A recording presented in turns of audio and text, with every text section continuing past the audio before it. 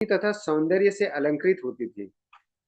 हे पार्थ, हे सखा, हे कुरुनंदन कहकर उनका पुकारना तथा उनकी समस्त सहृदयता भी सहृदयता की अब मुझे याद आ रही है और मैं अभिभूत हूँ। तो इसमें प्रभुपाद जी ने कोई परपट नहीं दिया है, तो नेक्स्ट श्लोक ले लेते हैं।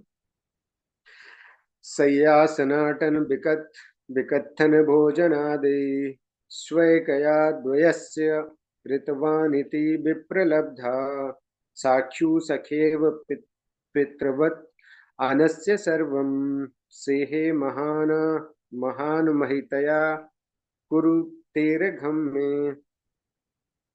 इसका इसका वर्ड वर्ड मीनिंग ले लेते हैं। इसमें है कुछ चीजें जो जिसके लिए हम आगे बढ़ेंगे जिसके साथ। तो वो इस प्रकार है। सैया, एक ही बिस्तर पर सोना। आसन, एक ही आसन पर बैठना। अटन, साथ साथ घूमना।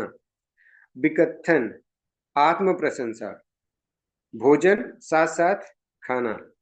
आदिशु, इत्यादि। एक्यात, एकत्व होने से। वयस्य, हे मित्र। ऋतवान, सत्यवादी।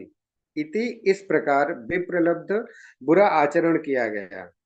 सख्यु, मित्र से। सखाइव, मित्र की भांति। पितृवत, पिता की भांति। तनस्य, तनयस्य, बालक का। सर्वम, सभी। सोहे, सह लेते हैं। महान, महान। महितया, यश से। कुमते, बुद्धि का, दुर्बुद्धि का। अघम, अपराध में मेरे। इसका अनुवाद इस प्रकार है। सामान्यतः हम दोनों साथ साथ रहते और सोते, साथ साथ बैठते और घूमने जाते और बहादुरी के कार्यों हेतु आत्म प्रशंसा करते हुए कभी कभी यदि कोई भूल होती तो मैं उन्हें यह कहकर चिढ़ाया करता था कि हे मित्र, तुम तो बड़े सत्यवादी हो। उस समय भी उनका महत्व घट उस समय भी उनका महत्व घटने पर भी वे परमात्मा होने के कारण मेरी ऊट पटांग बातों को सह लेते थे और मुझे उसी प्रकार क्षमा कर देते थे जिस प्रकार एक सच्चा मित्र अपने सच्चे मित्र को या पिता अपने पुत्र को क्षमा कर देता है। तात्पर्य, चूंकि भगवान श्री कृष्ण परम पूर्ण है, अतएव शुद्ध भक्तों के साथ उनकी दिव्य लीलाओं के में किसी भी प्रकार की कमी नहीं रहती है, चाहे वो मित्र, पुत्र या प्रेम के रूप में हो, प्रेमी के रूप में हो। श्री भगवान अपने मित्रों, माता पिता तथा प्रेमिकाओं की झिड़कियों में बड़े बड़े विद्वानों तथा धर्म विशारदों द्वारा विधि पूर्वक अर्पित की जाने वाली वैदिक रचनाओं की अपेक्षा अधिक आनंद उठाते हैं। ओम ज्ञानतिमिरान्धस्य ज्ञानञ्जनशलाकया चक्षुरुन्मिलितं येन तस्मै श्रीगुरुवे नमः। श्रीचैतन्यमनोभीष्टं स्थापितं येन भूतले स्वयं रूपकदा मह्यं ददाति स्वपदान्तिकम्। वन्देऽहं श्रीगुरौ श्रीयुतपदकमलं श्रीगुरून् वैष्णवांश्च श्रीरूपं साग्रजातं सहगण रघुनाथं तं तं सजीवं साद्वैतं सावधूतं परिजन सहितं कृष्ण चैतन्य देवं श्री राधा कृष्ण पादान सहगण ललिता श्री विशाखान्वितांश्च। नमो हे कृष्ण करुणा सिंधु दीनबंधु जगतपते गोपेश गोपिका कांत राधा कांत नमस्तुते। तप्त कांचन गौरांगी राधे वृंदावनेश्वरी वृषभानुसुते देवी प्रणमामि हरिप्रिये। वाञ्छाकल्पतरुभ्यश्च कृपा सिन्धुभ्यैव च पतितानां पावनेभ्यो वैष्णवेभ्यो नमो नमः। मूकं करोति वाचालं पङ्गुं लङ्घायते गिरिं तब कृपा हम बंदे परमानंद। हरे कृष्णा। आप सभी भक्तों के चरणों में मेरा फिर से दंडवत प्रणाम और इस उम्मीद से कि आप सब अपनी कृपा बनाए रखें कि आज की भगवत चर्चा में मतलब मेरे मुख से भगवान की प्रशंसा के लिए और आप सब भक्तों की प्रसन्नता के लिए मैं कुछ कह पाऊं और अपनी आत्मशुद्धि के लिए कुछ कह पाऊं। हरे कृष्णा। तो आज का जो श्लोक है वो प्रैक्टिकल तौर पे देखा जाए तो बहुत बहुत ही मतलब रेलिवेंट है। उसको हम अपने से भी रिलेट करके समझ सकते हैं कि जैसे इसमें अर्जुन युधिष्ठिर महाराज जी को क्या बता रहे हैं कि जब हमारे जीवन में कोई बहुत खास होता है, बहुत खास मतलब खुद से भी ज्यादा खास होता है, और वो नहीं हो, तो उसके साथ जो बिताए हुए पल होते हैं उसको याद करके अर्जुन कितना भावुक हो रहे हैं, और बिल्कुल मतलब अश्रुपात हो रहा है उनको। तो उसी पे आज की ये चर्चा है। तो इससे पता चलता है कि अर्जुन और भगवान कृष्ण के बीच में कितना घनिष्ठ संबंध था। और एक सेकंड के लिए अगर विचार किया जाए तो अर्जुन कितना भाग्यशाली थे कि वो स्वयं भगवान के साथ रहते थे, खेलना कूदना, खाना पीना, एक ही बिस्तर पे सोना, एक ही साथ बैठना। तो ये मतलब ये तो सौभाग्यशाली होने की पराकाष्ठा कह सकते हैं, कि मतलब इससे ज्यादा सौभाग्यशाली और कोई क्या ही होगा। और भगवान श्री कृष्ण जो हैं अर्जुन को अर्जुन ना कह करके, अर्जुन भी बुलाया है नो डाउट, बट उनको दूसरे नामों से ज्यादा बुलाया है, क्या, हे सखा, हे पार्थ, हे कुरुनंदन, हे कौन्तेय। भगवत गीता में भी कई जगह ऐसा आता है ना, कौन्तेय प्रति जाने नामे भक्ता प्रणश्यति। फिर कहीं गुड़ाकेश बोला है, अहम आत्मा गुड़ाकेश सर्वभूता से आस्थिता। फिर कहीं महाबाहु बोला है कि भूय एव महाबाहु शुणु में परमं वचा। तो भगवान ने जब, और यही नहीं, भगवान ने जब अपना सहस्त्र रूप दिखाया था जिसमें हजारों हाथ और सर हैं, और वो रूप उस अर्जुन के अलावा भगवान ने किसी और को दिखाया भी नहीं था, तब उनको क्या बोलते हैं, पार्थ करके संबोधित किया था कि पश्य में पार्थ रूपाणि सतसो अथ सहस्त्रशा, कि मेरे हजारों रूप देखो, मेरे हजारों बाहु देखो। तो इस तरह से भगवान जो है अपने भक्तों को भी अलग अलग नाम से पुकारते हैं, जिससे उनका घनिष्ठ संबंध है। अब कुंती पुत्र थे इसलिए कौन्तेय बोला था, प्रथा पुत्र थे इसलिए पार्थ बोला था। तो और जो ये अभी युधिष्ठिर महाराज के सामने अर्जुन की स्थिति है, ये सेम स्थिति एक बार भगवत गीता के दौरान भी, जब भगवान कृष्ण अर्जुन को गीता का उपदेश दे रहे थे, तो उस दौरान भी अर्जुन को रियलाइज हुआ था। तो वो भी बहुत उस समय भी इमोशनल हो गया था, और वो भी बताते हैं कि मतलब एक श्लोक आता है 11.41 का, कि सखेति मत्वा प्रभुसम प्रभुसम यदुक्तम, हे कृष्ण हे यादव हे सखीति, अजानता महिमाना तवेदम, मया प्रसादात प्रणयेन वापि। कि हे भगवान, मैं तो आपको आपको अपना मित्र मानते हुए हठ पूर्वक मैंने कभी आपको कृष्ण बोला, कभी यादव बोला, कभी सखा बोला, कभी कभी कुछ भी कह के, मतलब इस तरह से मैंने आपको संबोधित किया है। तो मेरी अज्ञानता बस, मेरी हठ पूर्वक बस, या मेरे प्रेम बस, मैंने आपको इन इस तरह से जो संबोधित किया है, तो इसके लिए मैं आपसे क्षमा मांगता हूँ। और उस श्लोक में तीन चार ऐसे कंटिन्यू श्लोक हैं जिसमें वो यही बातें बोलते हैं कि हम साथ खाते पीते उठते बैठते, लेकिन मैं नहीं जानता था कि आप परम भगवान हैं, और आप ही सर्वलोक महेश्वर हैं। तो उसके लिए भी क्षमा मांगते हैं अर्जुन भगवान कृष्ण से। तो आज ये सारी बातें अर्जुन को याद आ रही हैं, तो उनका मन बहुत विचलित हो रहा है।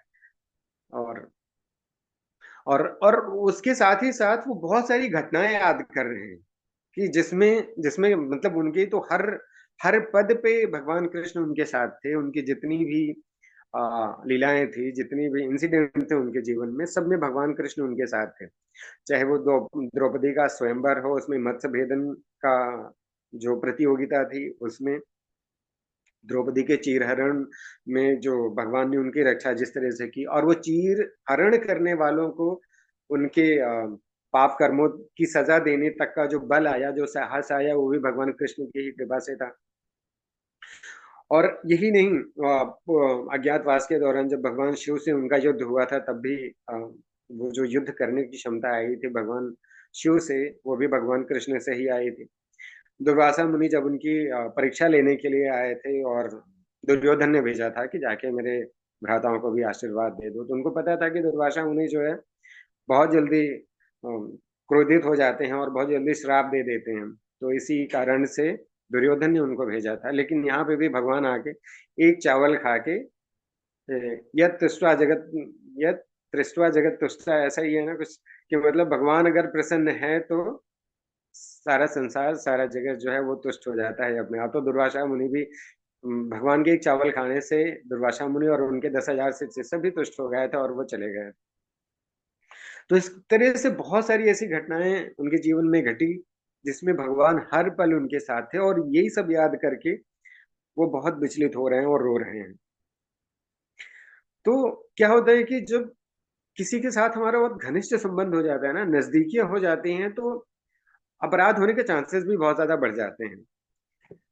तो हम समझ नहीं पाते हैं कि ये हमसे अपराध हो रहा है या नहीं हो रहा है, लेकिन उसका रियलाइजेशन हमको बाद में होता है। तो जैसे कोई महाराज जी आते हैं, एक प्रभुपाद जी के एक डिसाइपल थे, उनके एक लेक्चर में सुन रहा था, तो वो बताते हैं कि जब कोई महाराज जी आते हैं तो हमें सिर्फ दिखावा करने के लिए उनके आसपास नहीं टहलना चाहिए। अगर हम किसी सेवा भाव से उनके आसपास हैं, हम उनका सानिध्य पा रहे हैं, तो वो सही है। लेकिन अगर हम सिर्फ दिखावा करने के पॉइंट ऑफ व्यू से ये कर रहे हैं ना, तो ये गलत होता है, इसमें अपराध होता है। लेकिन जब हम सेवा भाव से जाते हैं ना, तो हमारी घनिष्ठता बढ़ती है, जैसे अर्जुन के साथ था। तो अर्जुन कई बार समझ ही नहीं पाते थे कि मैं ये गलत कर रहा हूँ या सही कर रहा हूँ, क्योंकि इतना घनिष्ठ प्रेम था। तो इसीलिए कहते हैं ना कि भक्ति इज वेरी पर्सनल। ये बहुत व्यक्तिगत चीज होती है भक्ति। हर किसी को ना समझाई जा सकती है, ना बताई जा सकती है, ना दिखाई जा सकती है। तो तो आगे जब मतलब, हाँ, जब हम भागवतम पढ़ते हैं, स्टार्ट करते हैं, चाहे हम मतलब नित्यम भागवत सेवया की बात कर लें या जो मंदिर में होती है, जो टेम्पल डिवोटीज करते हैं, तो वे स्टार्टिंग में क्या बोलते हैं, सबसे पहले जय राधा माधव गाया जाता है ना। किस लिए? क्योंकि जैसे भगवान अर्जुन को अलग अलग नाम से बुलाते हैं, वैसे ही भगवान जो है स्वयं, उनको भी क्या अच्छा लगता है जब उनका नाम उनके भक्त के साथ जोड़ा जाता है। तो जय राधा माधव में भी क्या है, राधा, श्रीमती राधा रानी के साथ उनका नाम जोड़ा गया है। आगे कहीं पे गिरधरधारी आया है, तो कहीं पे ऐसे ऐसे ब्रज नंदन, मतलब ब्रज के नंदन है, तो कहीं यशोदा नंदन है, कहीं नंद नंदन है। जैसे भगवान राम के बारे में भी है, भगवान श्री राम को रघुनंदन बोलते थे, दशरथ नंदन बोलते। तो इस तरह के जो नाम हैं, वो वो भगवान को बहुत प्रिय हैं।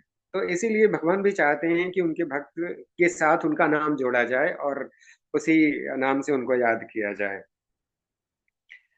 तो इस श्लोक में अर्जुन क्या कह रहे हैं, वो कर क्या रहे हैं अर्जुन? क्योंकि भगवान तो चले गए, भगवान सुधाम उपगते धर्म ज्ञान आदि भी सब सब कुछ साथ लेके चले गए हैं। तो अर्जुन अब कर क्या रहे हैं कि भगवान के साथ जो बिताए हुए पल थे, उसकी जो यादें हैं, जो स्मृति हैं, तो he is basically taking shelter of his memories, जो भगवान के साथ उन्होंने समय बिताया है। तो यहाँ से हमको क्या सीख मिलती है कि अब क्योंकि हम तो इतने सौभाग्यशाली हैं नहीं कि हम स्वयं भगवान के साथ इस तरह से फिजिकल रिलेशन, सखा रूप में रह सकें या उनके साथ ऐसे समय बिता सकें, उनके साथ गोचारण के लिए जा सकें। तो हमारे पास ये ऑप्शन तो है नहीं।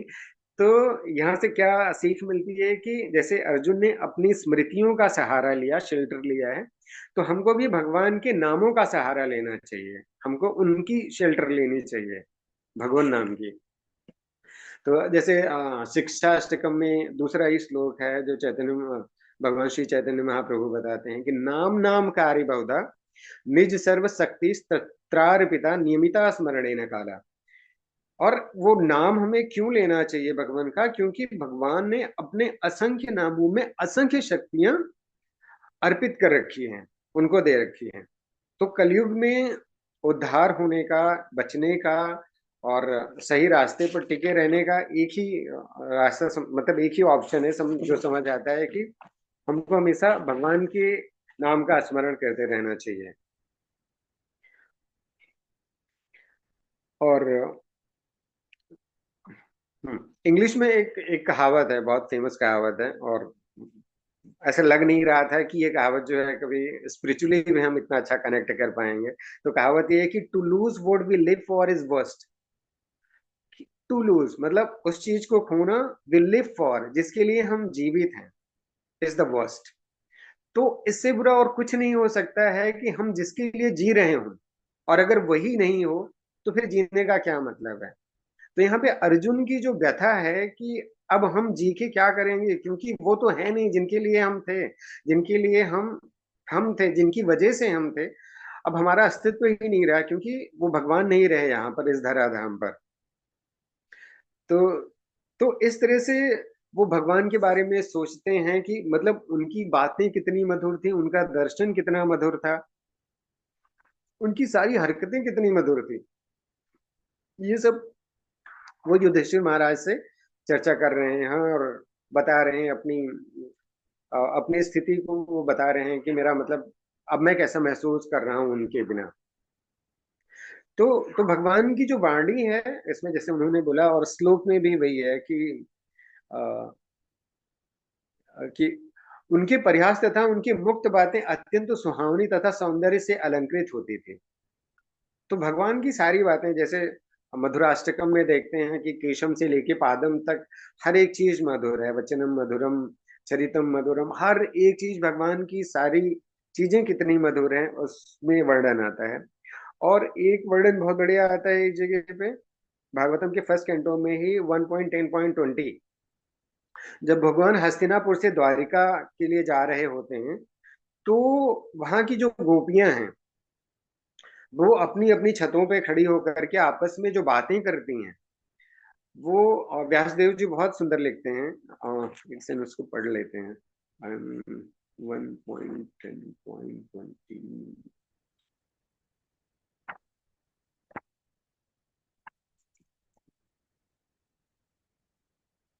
हम्म।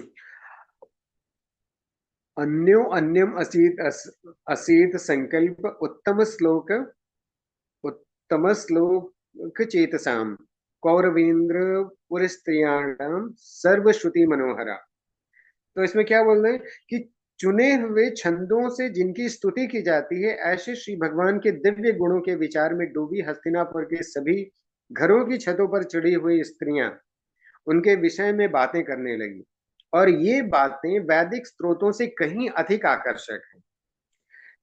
तो सोचो, व्यासदेव जी ऐसा बता रहे हैं कि जो वेद के श्लोक हैं, जो हाइम्स हैं, उन छंद हैं, उनसे कहीं बेहतर है उन गोपियों की वार्तालाप जो भगवान कृष्ण से रिलेटेड है। तो भगवान कृष्ण के बारे में बात करना ही अपने आप में एक बहुत मधुर अनुभव है।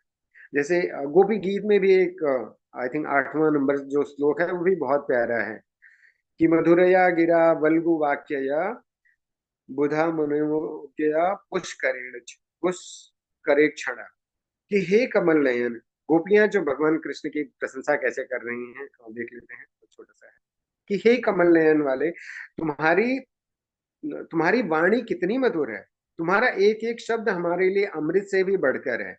बड़े बड़े विद्वान तुम्हारी वाणी से मोहित होकर के सर्वस्व निछावर कर देते हैं।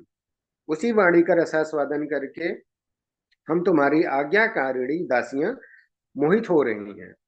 तो इस तरह से भगवान की जो सारी लीलाएं हैं, उनकी जो सारी वाणी है, इसीलिए तो भगवत गीता जब पढ़ते हैं ना तो बड़ा मजा आता है, बहुत आनंद आता है कि मतलब हर किसी की सोच से वो परे होता है भगवान ने जो बोल दिया है भगवत गीता में। और जो प्रभुपाद जी ने लिख दिया है वो दोबारा कोई लिख नहीं सकता है। तो इसलिए भगवान की जितनी भी वाणी है, जितने भी क्रियाकलाप है, वो सब बहुत मधुर हैं। तो हमें जितना ज्यादा से ज्यादा हो सके उनके नाम नाम का शेल्टर लेना चाहिए, और उनकी गुण रूप लीलाओं का स्मरण करते हुए उसका जितना हो सके रसास्वादन करना चाहिए। और आप सबका बस ऐसे ही प्रेम बना रहे तो रोज सुबह सुबह भगवान का नाम सुनने मिल जाता है, हरी कथा हो जाती है और कीर्तन हो जाती है। आई थिंक समय भी हो गया है, तो बस आज की कक्षा को यहीं विराम देना चाहूंगा। मुझसे कोई भी त्रुटि हुई हो तो उसके लिए क्षमा प्रार्थी हूँ, और आज की क्लास थोड़ा देर से शुरू होने के लिए भी क्षमा प्रार्थी हूँ। हरे कृष्णा, सभी को दंडवत प्रणाम। हरे कृष्णा। हरि बोल। बहुत सुंदर, 20 मिनट में बहुत आनंददायक class. Thank you bro ji, thank you so much. Hare Krishna. Hare Krishna प्रभु, दंडवत प्रणाम।